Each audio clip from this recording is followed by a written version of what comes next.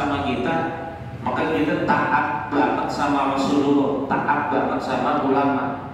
Itu kuncinya. Kalau kita taatnya sama Rasulullah, sama ulama itu kadang-kadang taat, kadang-kadang enggak, kadang-kadang ikut, kadang-kadang enggak. Kalau enak ya kita ikut, kalau nggak enak kita nggak ikut. Itu gambar istri bapak begitu. Jadi kadang kalau disuruh mau, kadang kalau disuruh nggak mau. Kadang kalau diminta tolong mau, kadang kalau diminta tolong nggak mau. Kenapa? Karena kita ini begitu pada ulama. Ini bapak-bapak yang hadir di sini insya Allah akan menjadi lebih baik istrinya, anaknya yang di rumah. Kenapa? Karena ketika bapak hadir ke majelis ilmu, ya, kita hadir ke majelis ilmu ini, kita berarti hati kita ini semakin diperbaiki, memperbaiki hati namanya. Tazkiyatun nafs, membersihkan hati, membersihkan jiwa. Maka bapak pulang ke rumah, itu nanti istri pun semakin memperbaiki hati. Makanya bapak, ibu yang hadir di sini itu niatnya bagaimana? Kalau niatnya terpaksa, duduk di sini terpaksa nggak enak. Saya terpaksa nggak enak nih. Nanti istri bapak di rumah kalau disuruh bikin minuman itu terpaksa nggak enak. Nggak enak. Ini suami saya terpaksa karena bapak duduk di sini terpaksa. Tapi kalau bapak duduk di sini karena memang ketaatan, oh iya, menuntut ilmu itu wajib.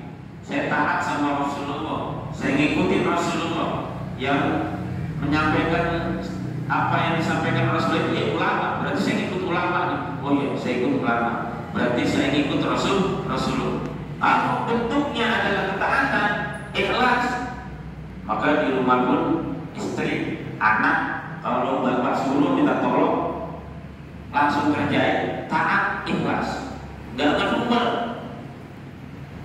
Jadi kita itu harus bisa mengambil hikmah dari apa yang Allah dan Rasulnya perintah dan Allah dan Rasulnya larang. Karena sebetulnya membuat kebaikan kita, Pak, buat kebaikan kita, bukan buat Allah, bukan buat Rasulullah, bukan. Karena hukum-hukum itu Allah buat sedemikian bagus, sedemikian cakepnya itu hukum untuk kebahagiaan kita manusia. Makanya kalau yang rajin sholat 5 waktunya berjamaah, habis sholat 5 waktu bersedekah, ya kan. Kalau di ayat yang kita baca itu awal Al-Baqarah itu alladzina yuqimuna shalah wa mimma razaqnahum yunfiqun. Orang-orang yang mendirikan sholat dan orang-orang yang menafkahkan sebagian hartanya. Jadi itu ada korelasinya, Pak. Ketika kita melaksanakan sholat wajibnya 5 waktu sehari semalam, maka seharusnya kita keluarkan sedekah infaknya itu 5 kali dalam sehari semalam. Itu udah wamimar, karena wawunya itu wawu akor. Wawunya itu mengikuti perintah yang pertama. Jadi ketika perintah sholat itu 5 waktu dalam 1 hari 1 malam, maka seharusnya sedekah infak yang kita keluarkan 5 kali dalam 1 hari 1 malam. Ini yang dinamakan keseimbangan antara ruh dan jasad, keseimbangan antara zahir dan batin. Ini yang dinamakan keseimbangan.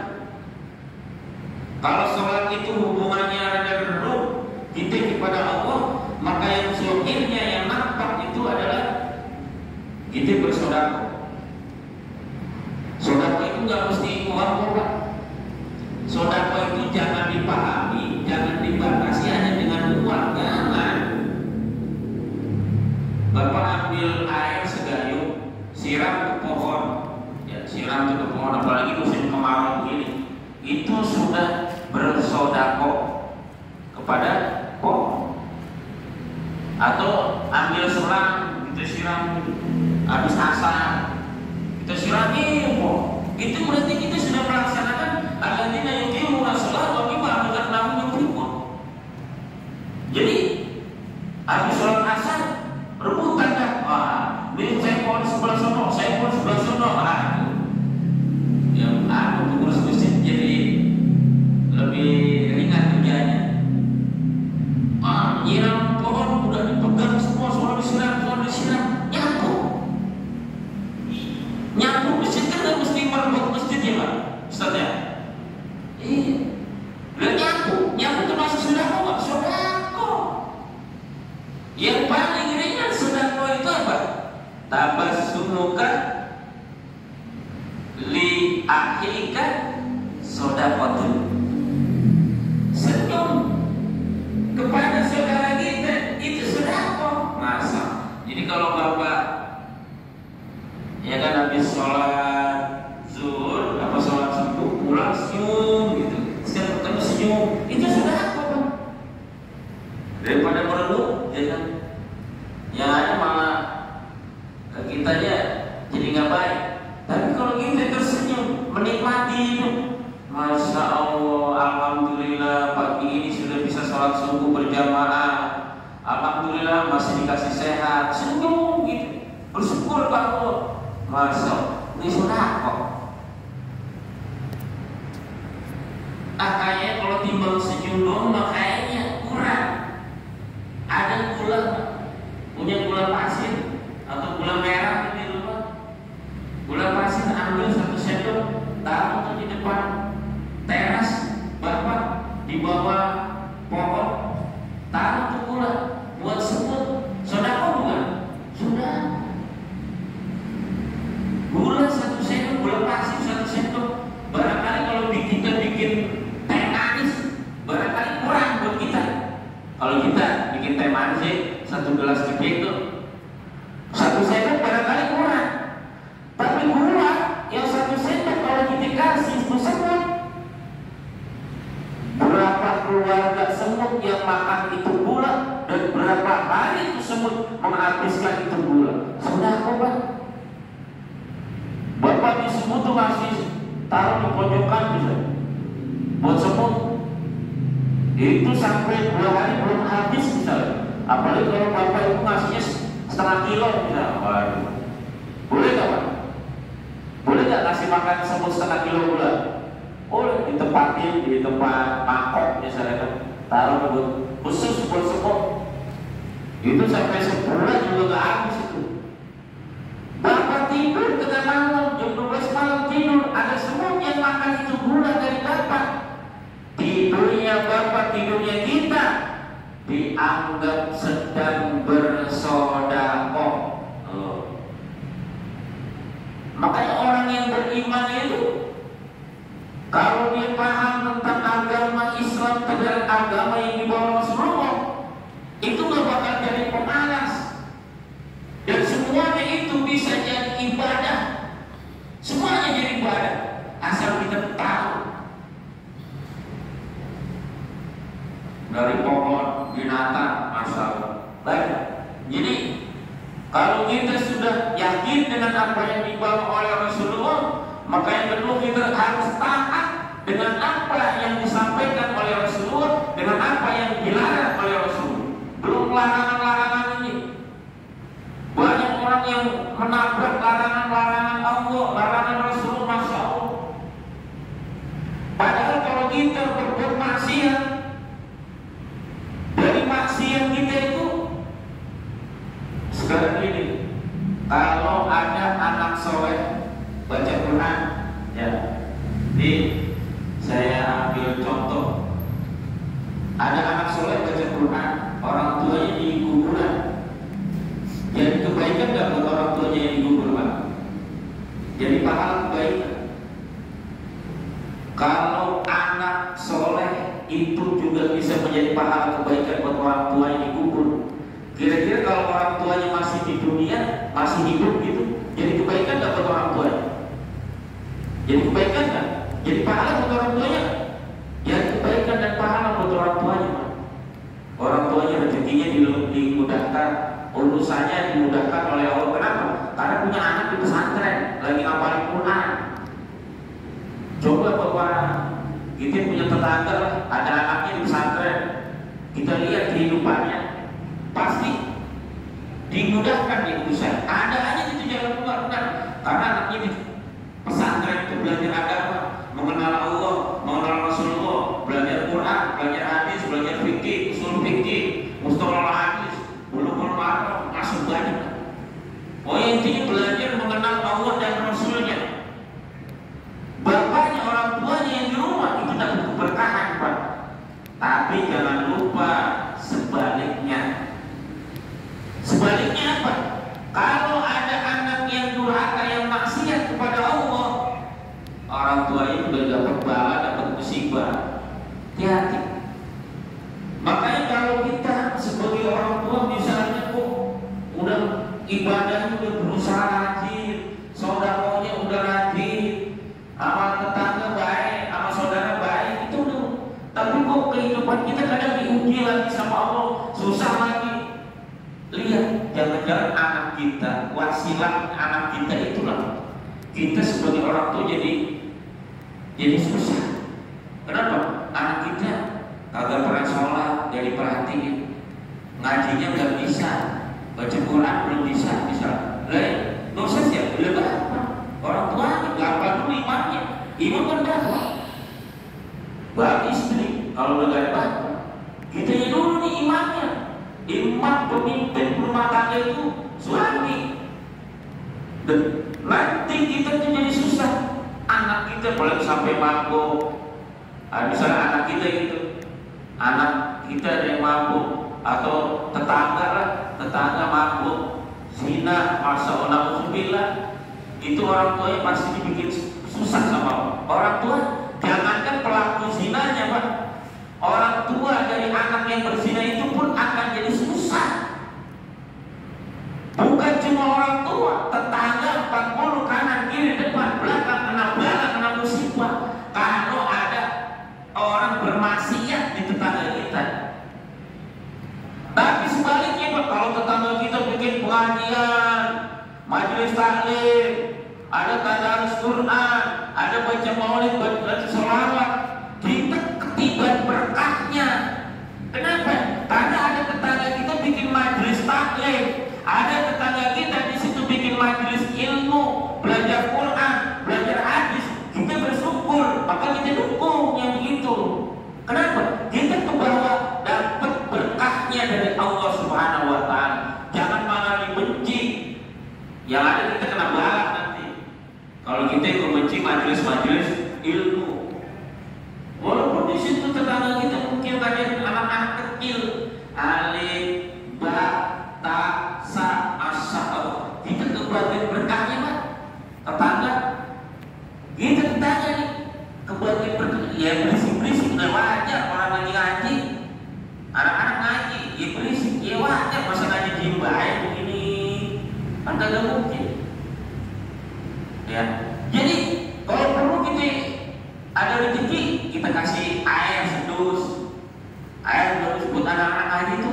Barangkali yang ngaji harus pada minum, tuh anak minum dari air yang Bapak kasih. Selama itu ngaji, pahalanya Bapak dapat, kita ini dapat pahalanya. Maksud itu ajaran dari Rasul Shallallahu Alaihi Wasallam. Yang terakhir, yang ketiga itu, apa yang harus kita lakukan untuk Rasulullah? Pertama, meyakini apa yang beliau bawa, kemudian taat, patuh kepada apa-apa yang beliau perintah dan apa-apa yang beliau larang. Kemudian yang terakhir itu, akhlak kita kepada Rasulullah ada dengan mahabbah, cinta kepada Rasulullah Shallallahu Alaihi Wasallam. Karena cinta kepada Allah dan Rasulnya itu cinta yang abadi. Kalau kita cinta kepada istri atau anak, bisa jadi itu apa, kalau dalam kajian ilmu hakikat itu nggak ada cinta kecuali hanya kepada Allah dan Rasul. Jadi nggak ada. Bahkan Rasul sendiri sampai mengatakan la yu'minu ahadukum hatta akuna ahabba ilaihi min malihi wa waladihi wan nasi ajma'in. Orang itu gak dikatakan beriman sampai aku, kata Rasul, sampai aku lebih dicintainya daripada anaknya, istrinya, suaminya, dan hartanya apalagi, dan semua manusia. Jadi Rasulullah, Nabi Muhammad dan Allah itu adalah cinta yang abadi, dan kecintaan ini nanti dibawa sampai ke akhirat. Kalau kita cinta sama istri boleh, cinta sama anak boleh, tapi ketika istri melanggar aturan Allah dan Rasulullah, maka bisa jadi kecintaan itu berkurang. Karena kita cinta istri itu karena perintah Allah dan perintah Rasulullah. Kita mencintai anak itu karena memang Rasulullah perintah berbuat baik kepada anak istri, bukan karena dorongan nafsu. Tapi bagaimana kecintaan itu kita dasari adalah cintanya karena Allah dan karena Rasul. Jadi kita senang sama teman nih, demen sama tetangga, senang karena cinta kita itu karena Allah dan Rasul. Jadi itu yang cinta yang abadi. Nanti al-mar'u ma'aman ahabba ilaihi yaumal qiyamah. Seseorang itu nanti berkumpul di hari kiamat bersama orang yang dicintainya di dunia. Siapa yang benar-benar dicintainya di dunia? Lagi-lagi kita harus cinta kepada Rasulullah. Kalau cinta kepada Rasulullah berarti cinta kepada ulama. Cinta kepada ulama, cinta kepada zuriyah Rasulullah, keturunan Rasulullah. Ya, para habaib lah kalau di Indonesia. Jangan sampai kita itu membenci ulama, jangan. Oh jangan. Wah, benar. Apalagi mau fitnah ulama itu. Wah, benar. Masya Allah, saya ada satu orang teman itu, ya Masya Allah, itu kalau posting itu gak jauh dari nge-share berita-berita yang menjelek-jelekan Habib. Jadi kalau nge-share itu yang jelek-jelekan Habib itu senang banget. Ya, dulu nggak sempat ada viral Habib diisukan mesum, itu sering di-share. Sampai saya ingatkan jangan di-share yang begini. Tetap apa yang Allah kasih baraknya gede nih, barak. Kalau azab di dunia, baraknya tuh Anda sekarang belum nikah, susah yang dulu. Mau nikah ditipu orang, udah mau nikah nyewa gedung, nggak taunya gagal, ditipu lagi. Itu salah satu bala yang dia bikin sendiri. Kenapa? Karena padahal cuma nge-share. Ya kan sekarang zaman medsos ya, WA, punya WA, Facebook, Instagram, apalagi itu, YouTube. Nah, bapak-bapak kalau mau ngeliat YouTube nanti ada tuh Joko Tarung 19 ya. Dilihat nanti dimasukin ke YouTube gitu. Jadi biasa like, subscribe, komen. Nah, jadi ada nanti di YouTube Joko Tarung 19. Itu sodako, termasuk sodako itu Pak. Apa subscribe itu sodako? Kalau itu kebaikan jadi ladang dakwah, ya kan? Kemudian itu sampai kita meninggal itu tonton dakwah itu mengena, itu jadi jariah. Ya, jadi zaman sampai hari ini tuh teman saya itu belum nikah, seumuran saya kurang lebih. Itu Masya Allah, yang ada. Pokoknya kalau al-ulama sahmun, apa sih? Ulama itu kalau kata Rasulullah beracun, ulama itu beracun. Banyak. Pokoknya kalau ada berita-berita yang menjelek-jelekan ulama, ada berita-berita yang memfitnah Habib, jangan di-share, jangan dibaca kalau perlu. Jangan dibaca, jangan di-share. Apalagi sampai ikut-ikutan komen menjelek-jelekan ulama. kalau kita benci sama ulama, benci sama Habib, aduh, balak musibah buat kita dan keluarga kita. Karena al-ulama warasatul anbiya, ulama itu pewaris para nabi. Lalu kalau kita menghina ulama, berarti kita menghina nabi. Kalau kita menghina memfitnah ulama, berarti kita memfitnah nabi. Balak itu.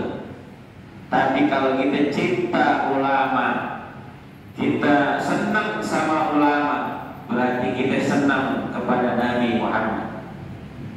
Bahkan Rasulullah bilang, siapa yang bersilaturahim kepada ulama, siapa yang duduk bersama ulama, berarti dia duduk bersilaturahim kepada Rasulullah SAW. Tuh. Makanya kalau daripada kita jalan-jalan, bolehlah sebulan sekali mungkin sama keluarga jalan-jalan. Jalan-jalan tuh ke pesantren, Pak. Ke pesantren ketemu kiai, kenalin tuh keluarga ini kiai, guru saya.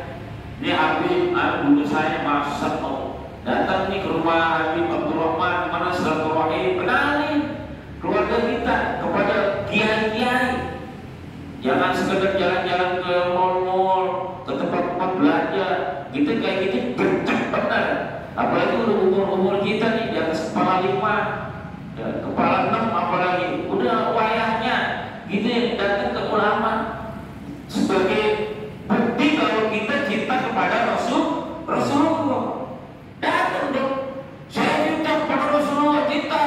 Kemarin tuh, yang bulan kemarin saya pernah tanya, baca sholawat berapa kali dalam sehari semalam di luar sholat? Berapa kali, Pak? Udah dipraktekin? Baca sholawat berapa kali? Ini dibocor berapa? Sehari semalam. Ada 1000? Belum. Ada yang udah nyampe 1000 baca sholawat? Wajib? Ustaz? Belum dipraktekin. Mana praktekin? Katanya cinta Nabi. Kalau kata guru saya, bullshit, baca sholat aja males. Lah kalau kita mah banyak nyebut kali namanya baca sholat tuh.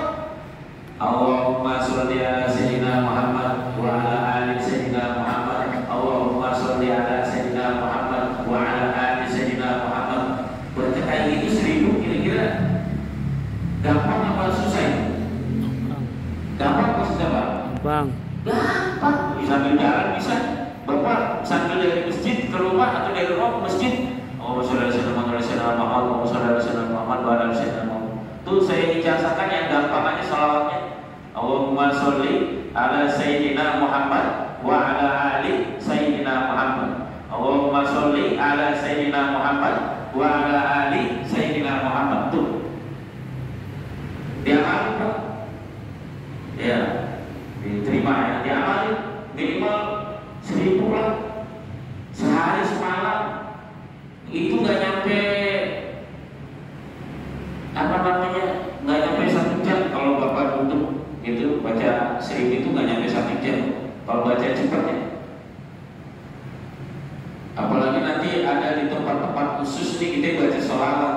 Misalnya Bapak nih, misalnya weekend atau weekend ke puncak nih, ke tempat tinggi lah, ke gunung, Bapak baca sholawat, mantep, Pak.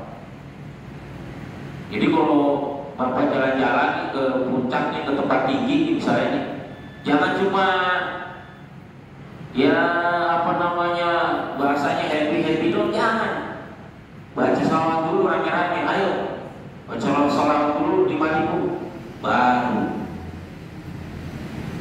Nanti Bapak turun dari tempat tinggi, benar-benar baca sholawat itu enteng. Kenapa? Di tempat tinggi kita itu mampu membaca sholawat 5000. Kenapa? Karena Rasulullah pun ketika namanya di Gua Hiro itu kan Jabal Nur, di gunung, di bukit. Nabi Musa ingin bertemu dengan Allah itu disuruh ke gunung. Jadi tempat-tempat tertinggi itu, tempat-tempat tinggi itu jangan dijadikan buat cuma senang-senang, tapi jadikanlah itu tempat untuk kita mengingat Allah dan mengingat Rasul Sallallahu Alaihi Wasallam.